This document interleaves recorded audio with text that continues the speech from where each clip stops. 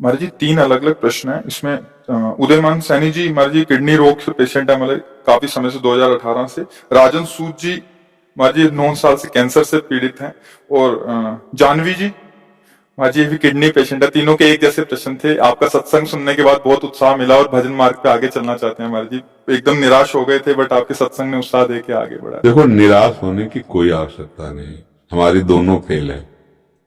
अभी कल रोज अतरे दिन डायलिसिस होता है, और किडनी पेशेंट जब डायलिसिस में होता है तो बहुत कष्ट का विषय होता है। उसमें डायलिसिस में कष्ट होता है, जी मिचलाता रहता है, शरीर में पीड़ा रहती है, खड़े हो तो चक्कर आते हैं।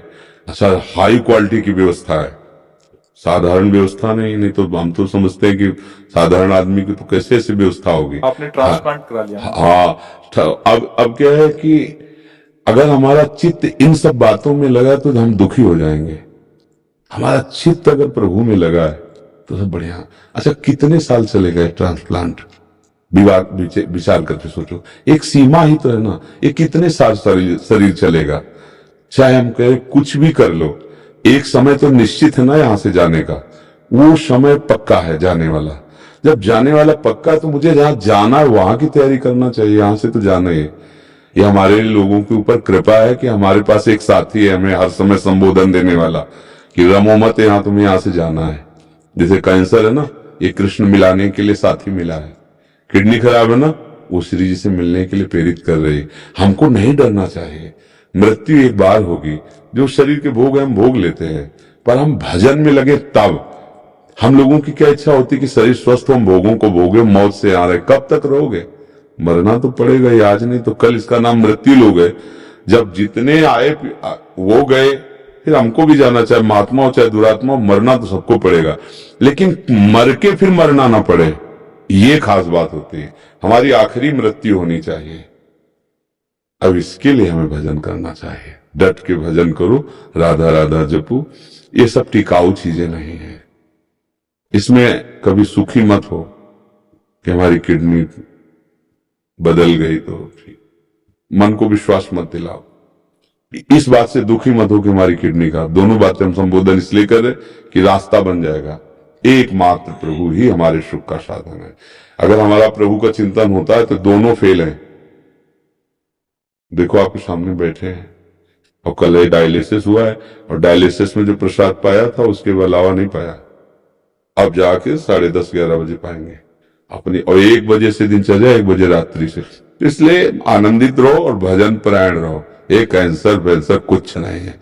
कृष्ण के आगे कोई है क्या? कुछ नहीं। ये बना रहे को नहीं भाई। जाना तो है, ये जिस दिन जाना है उस दिन पक्का जाना है। बस नाम जप करें श्री जी का और निश्चिंत रहे। हमें परेशान नहीं होना है। आप लोग परेशान तो नहीं हो? हाँ, मस्त रहो। परेशान?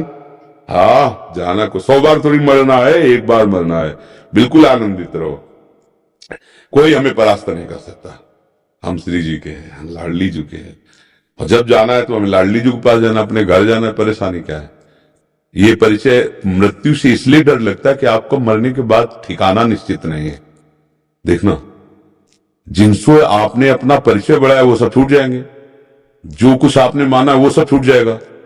इसलिए आपको डर लगता है मरने से। ये शब्द हमारे चिंतन में रखना।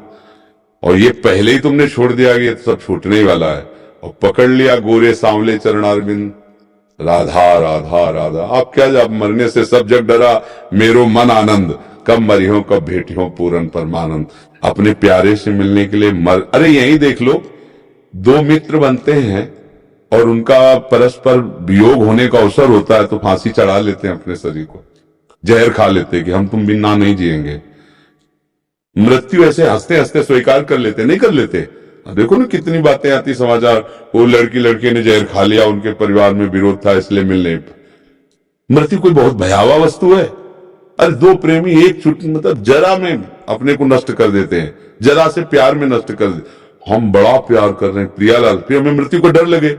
मतलब अभी प्यार हुआ नहीं प्रियालाल से, नहीं प्रियालाल से अपनापन हो जाए। मृत्यु क्या है? जाना तो है ही एक दिन। मस्त रहो, नाम जप करो और भूलो मत प्रियालाल को। ये किडनी टिकाऊ नहीं है।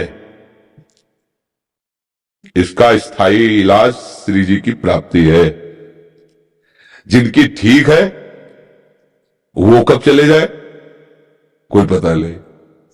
निकले, रोड में पहुंचे, बटोरने लायक शरीर हो गया।